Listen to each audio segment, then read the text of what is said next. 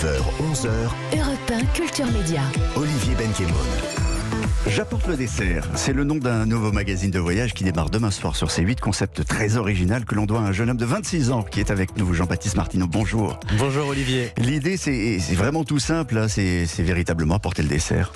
Exactement. Je crois que le nom de l'émission dit tout. Voilà. Mais comme toujours, ce qui compte, c'est pas le but, c'est le voyage.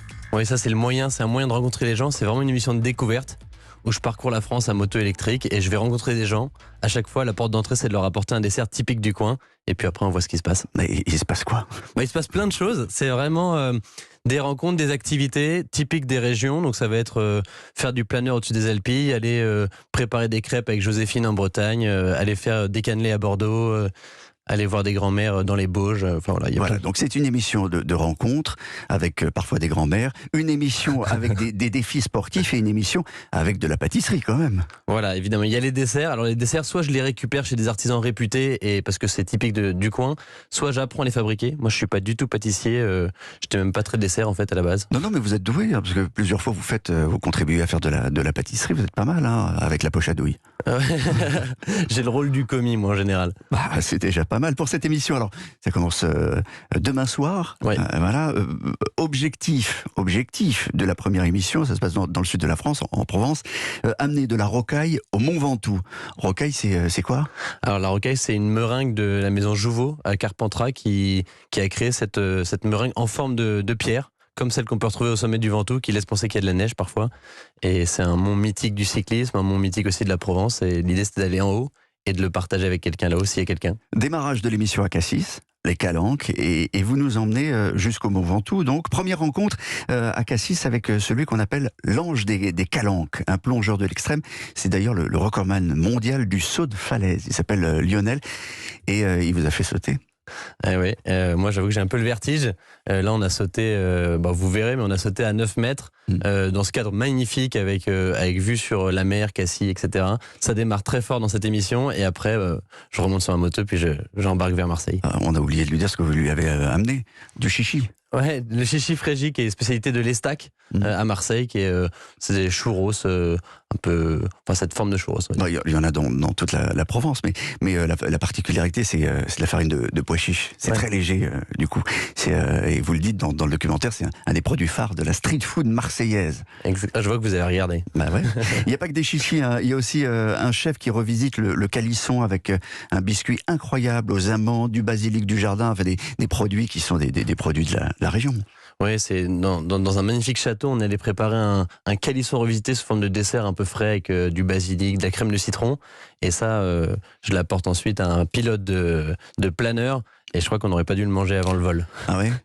Vous savez quoi, on va écouter ce qui se passe dans le planeur, parce que vous avez fait du planeur au-dessus des Alpilles, au-dessus des Galières, la tête à l'envers, extrait de l'émission de demain soir. On va tranquillement se retourner la crêpe, comme on dit chez nous. Aïe, aïe, aïe. On est parti pour un looping. Oh, et c'est parti. Oh, c'est hallucinant. La tête à l'envers. C'est cool. Regarde. J'ai l'impression d'être astronaute. Wow. Voilà, on va se faire un petit tono, JB. Va loin devant. Ne ferme pas les yeux. C'est incroyable. J'ai des fourmis partout. Ça va, JB? Ah ouais. JB, l'atterrissage a été difficile. J'ai eu du mal à me relever, oui. Mais très difficile. Moralité, faut pas manger avant de faire du planeur. Et surtout avant de faire des loopings en planeur, je savais même pas que c'était possible. Alors, vous l'avez dit tout à l'heure, vous avez une moto électrique et ça fait partie du principe de l'émission, parce que pour dormir, il faut recharger. Exactement. Le soir, il faut recharger. Donc, quand vous allez chez les gens, non seulement vous leur apportez du dessert, mais il faut recharger la bestiole. Ouais, ça fait partie du voyage. C'est la contrepartie. J'apporte le dessert, je demande l'hospitalité et un petit peu d'électricité. Un petit peu d'électricité. Alors, vous avez fait ça il y a déjà un moment sur vos chaînes et réseaux sociaux, mais là, vous arrivez avec une équipe de télévision. Vous dormez, les autres, ils font quoi, hein? Ceux qui cadrent, ceux qui prennent le son, etc. Alors, c'était un peu l'inconnu, mais moi, depuis toujours, je fais ces voyages tout seul que je partageais sur mon compte Baba Oren. Ça a démarré comme ça, et après, là, j'arrive tout seul chez les gens encore dans l'émission, avec une GoPro juste sur moi, un peu en mode caméra embarquée. Et après, mon équipe me rejoint rejoint pour présenter les gens qui acceptent de m'accueillir et repart ensuite à l'hôtel. Et moi, je reste tout seul chez les gens et je filme avec mon téléphone le soir ou une petite caméra. Ça a l'air tellement simple pour vous de rentrer chez les gens, de vous faire inviter extrait. Bonsoir. Oh pardon, je vous ai fait peur, désolé. Désolé de vous déranger. Je fais un petit voyage à moto là, pour découvrir la région. Et le principe en fait, c'est que je récupère des desserts un peu à droite à gauche, où je les fabrique. Et en échange de ces desserts, je vous apporte le dessert et je voulais savoir s'il était possible de passer la nuit chez vous, avant de repartir demain matin. Mais oui. C'est possible? D'où il y a de la place à côté, il n'y a aucun souci. Est-ce que j'arrive pendant votre dîner? Je sais pas. On n'a pas dîné, on allait faire On est en train de se préparer. des frites, des escalopes de porc. Ouais. Eh bah super. Bonne salade du jardin qu'on va aller ramasser là-bas. Et des petits pois. Bah, c'est parfait. Vous savez, en plus, je me suis dit, tiens, c'est marrant, de la route, on voit votre maison. C'est pour ça que je suis venu. Hein. Et en plus, il n'y a pas de portail. Déjà, il n'y a pas de portail, donc c'est plus facile pour venir. Alors voilà. Et je me suis dit, ça a l'air très authentique, très sympathique ici. Donc, et en fait, je me suis pas trompé, donc je suis super content. Et ouais. Mais on va préparer ça. Au revoir l'équipe, vous n'êtes pas invités. Merci de dégager la route. Très sympathique. Non mais les gens sont sympathiques avec vous. Les gens du Sud, là c'est des Provençaux, mais c'est la même chose en Bretagne. Ils vous accueillent, ils vous font à manger. Et puis en plus, vous avez c'est bonne pioche à chaque fois. Alors ouais, tous ceux qui m'accueillent sont très sympas et j'ai toujours été étonné, mais partout, j'ai fait ça partout en France, même tout seul, et j'ai toujours été très bien accueilli. Parfois, il faut demander dans quelques maisons. Là, on a entendu Mathilde et Ival dans les Alpilles, qui ont vraiment préparé les frites, et je suis arrivé au bon moment, et à chaque fois, j'ai un bon lit. C'est bizarre, hein, ce sens du timing. Ouais, j'arrive toujours juste avant le dîner. Ouais. Et le reste, encore une fois, de l'équipe, parfois, est invité aussi. Alors c'est ça qui est génial, c'est que déjà j'ai une équipe qui est très jeune et très sympa, qui est à fond et qui est invitée à boire un coup, à partager un moment avant de repartir. Hein. Ouais. Tout à l'heure, vous nous direz, et les auditeurs d'Europe 1 découvriront si vous avez vraiment amené le dessert jusqu'à nous. Oui, je l'ai là. Ah, mais on vous dira quoi dans un instant. On marque une pause, on revient dans un instant sur Europe 1 Culture Média, la suite. L'émission référence sur les médias, c'est Europe 1 Culture Média. Ben Kemoun. Nous sommes avec Jean-Baptiste Martinon. Je rappelle que votre nouvelle émission, c'est une émission de voyage, démarre demain soir sur C8. J'apporte le dessert. Pour vous situer, vous avez 26 ans, vous êtes journaliste, animateur 27. de radio. 27 Ouais, maintenant. Ah, depuis peu de temps. J'ai grandi. Sur les réseaux sociaux, vous êtes connu, vous l'avez dit, comme Baba au Run. C'est ça, exactement. Parce que Alors en fait, il y a 3 ans, j'ai lancé un service de livraison de pâtisserie en courant qui s'appelle Baba au Run, et je commençais par livrer des babas au rhum, tout simplement dans Paris. Dans Ça a bien Paris. marché. Ouais, vous avez livré un nombre hallucinant de desserts. Exactement. J'étais même venu en livrer ici il y a 3 ans. Ouais. Et depuis, ça a bien bougé, mais j'allie toujours la découverte, la pâtisserie et les défis. J'ai lu plus de 1600 desserts en parcourant un nombre de kilomètres hallucinant. Ouais, je crois que c'était plus de 2000, ouais.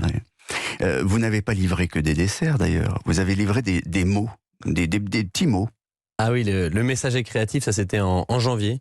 J'ai créé un service de livraison de petits mots, je me suis dit qu'on allait remettre un peu du monde réel dans les messageries, et donc les gens me passaient commande et j'allais courir dans Paris, même partout, je l'ai fait dans pas mal de villes, et j'allais déposer un mot à la craie devant la porte des gens en fonction des commandes. Que des mots bienveillants. C'est-à-dire, on vous laissait des mots, vous les écriviez à la craie devant la personne qui devait être la destinataire de... C'est ça, vous me demandez de faire une déclaration à un ami, et j'y vais, je vais écrire devant sa porte, il se réveille et il voit un petit mot d'Olivier écrit à la craie. Voilà, et les gens sont toujours heureux. Ils adorent. Ouais. En tout cas, ils ont bien aimé, et j'ai encore beaucoup de demandes. Ouais. Il n'y a jamais eu de problème, d'étonnement, Non, il y en a qui voulaient passer des messages un peu politiques, mais je suis resté sur des choses très bienveillantes. Ouais. Vous êtes fils de militaire. Oui. Ça forge un caractère. Ouais, je pense que... Moi, en tout cas, La détermination. Mon père, il nous a toujours dit, si pour être libre, soyez des bons élèves, et après vous pourrez faire ce que vous voulez. Donc moi, c'est ce que j'ai fait. Je voulais pas être militaire, mais en tout cas, ça m'a bien aidé, je crois. Vous n'êtes pas militaire, vous êtes hyperactif. Oui, c'est ça. Mai 2022, Ludan, Ouest France, vous êtes lancé pour un menhir-tour de 700 km en 4 jours. Ouais, alors j'aime bien les défis un peu folkloriques. Là, l'idée, c'est d'aller voir les plus beaux menhirs de Bretagne à vélo en 4 jours. Donc pareil, je dormais chez les gens le soir en leur apportant des petits menhirs en chocolat. Et la journée, j'allais voir les menhirs les plus impressionnants de Bretagne. Et c'est un peu dans la veine des défis que j'aime bien avoir. J'ai une idée et je vais jusqu'au bout. En novembre dernier, j'étais allé voir si les Danois étaient bien les plus heureux du monde. Donc je suis pédalé de Paris au Danemark et je leur ai demandé tout simplement. Et je peux vous dire qu'ils sont heureux. C'est qu'ils sont heureux. Vous avez porté des desserts partout en France. Alors, des crèmes Mont Blanc. Au sommet du Mont Blanc. En haut du Mont Blanc. Des cannelés. À Bordeaux. Évidemment. Et des sablés. À Sablé. À Sablé. Alors ça pas encore. Ah oui, c'est l'objectif. C'est un des projets, Ok. Vous échangez, je le disais tout à l'heure, un dessert contre le gîte, mais c'était déjà le cas le principe de ce que vous faisiez. Oui, voilà, en fait, c'est plutôt qu'en livrant des desserts, je me suis rendu compte que c'était une super porte d'entrée pour passer un moment avec les gens. Et c'est pas rare qu'on m'ait invité à dîner ou même à prendre une douche ou à passer la soirée. Et je me suis dit, mais en fait, c'est génial, c'est ces moments. Moi, ce qui me plaît dans la gastronomie, c'est les moments que ça permet de créer et de vivre, plus que les recettes. Et donc, c'est ce que j'essaie de raconter dans l'émission. Le choix des régions, vous avez choisi, alors on a parlé tout à l'heure de la Provence, mais on découvrira la semaine prochaine que vous allez aussi en Bretagne. Oui, en fait, là, on est allé un peu aux quatre coins de France, et surtout différentes ambiances, la mer, la terre. On était en Corrèze aussi, en Gironde, en Savoie et Haute-Savoie. Enfin, je pense que là, on a un terroir qui est infini là-dessus, et du coup, j'espère qu'il y aura d'autres épisodes. Semaine prochaine, objectif livrer un phare breton au phare de Penfret, c'est au large de Concarneau.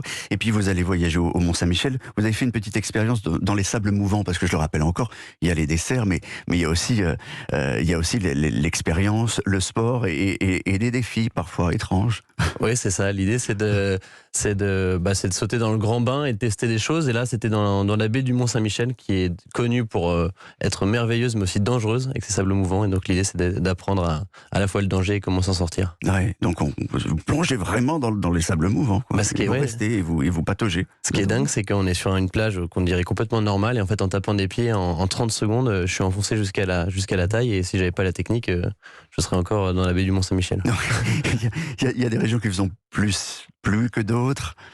Alors mon très gros coup de cœur de l'émission, et que je ne connaissais pas du tout, c'est le Périgord. Donc le long de la Dordogne, vraiment magnifique pour son architecture, la gastronomie qui est très forte, et puis les gens que j'ai rencontrés aussi. Le dessert vient d'abord ou ça vient après le choix du voyage?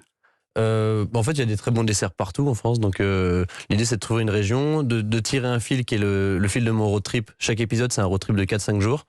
Et à partir de là, on trouve des artisans sur la route, ou même des gens qui sont pas artisans, qui sont des habitants du coin qui savent faire les desserts. Bon, j'apporte le dessert, c'est le nom de votre émission. Et d'ailleurs, vous ne vous déplacez jamais sans apporter un dessert. Ça n'existe pas, ça fait partie de votre ADN. C'est ce que vous avez fait ce matin sur Europe 1. Ouais, je crois que c'est ce qui me suit maintenant, et c'est un peu pour ça que les gens vous invitent, pour être sûr d'avoir un dessert. Ouais, c'est ça, ils veulent être sûrs d'avoir le dessert. Moi j'attendais, hein. Vous avez apporté quelque chose? Eh ben écoutez, oui, j'ai apporté. Alors je sais pas si c'était le dessert ou le petit déjeuner là. Je vous ai apporté une cramique. Je sais pas ce que vous aimez. Une cramique? Une cramique, c'est d'un pâtissier lillois que j'ai pas vu dans l'émission, mais que j'ai déjà vu dans un autre voyage. Vous allez voir, c'est assez sucré. C'est une cramique au sucre. Ou bien, j'ai aussi apporté le dessert. Décrivez la cramique. Alors la cramique, c'est une brioche avec des gros morceaux de sucre dedans qui est absolument délicieux. Je ne sais pas si vous allez la goûter maintenant ou après, à la pause. Pas tout de suite, vous pouvez la montrer parce que c'est filmé sur Europe 1.fr. Ah oui, bien sûr. Alors, voilà. Où sont les caméras? Partout. Et vous avez autre chose dans votre sac? Et puis oui, je vous ai apporté quand même des desserts qui sont assez réputés. C'est des petits merveilleux. Donc des meringues avec une crème légère, fouettée, montée. Et vous avez tous les goûts. Je crois qu'il y en aura pour toute l'équipe. Bravo, c'est vous qui êtes merveilleuse pour cette émission qui est diffusée donc le mardi. Combien de numéros? Alors demain soir, il y a 2 numéros. Donc c'est la Provence, et on va de la Corrèze aussi à la Gironde dans le 2e épisode. Et le mardi d'après, on sera en Bretagne, enfin Normandie au Mont-Saint-Michel jusqu'en Bretagne pour la fin. Et le dernier épisode, c'est Savoie et Haute-Savoie, et on finit face au Mont Blanc lors d'une expérience magnifique. Voilà, il faudra y aller jusqu'au bout. Bon, il y aura d'autres numéros en préparation, une suite, une saison 2. Écoutez, je l'espère, si c'est un succès. En tout cas, moi je l'ai déjà écrite, la saison 2, et je peux vous dire qu'il y a des très belles régions. Parce que c'est écrit, tout est scénarisé, ou au contraire, parce qu'il y a une part de rencontres qu'on ne prévoit absolument pas. Non? Alors non, c'est pas du tout. Quand je dis écrire, c'est juste choisir la région, l'itinéraire et repérer les desserts. Après, il y a une grande part d'improvisation dans l'émission. C'est ce que j'ai poussé auprès de l'équipe. On m'a dit attention, en télé, on peut pas faire ça parce qu'on est une équipe et que tout est calculé. Et je leur ai dit va falloir essayer. En fait, ça a très bien marché. Merci Jean-Baptiste Martineau. Merci beaucoup Olivier.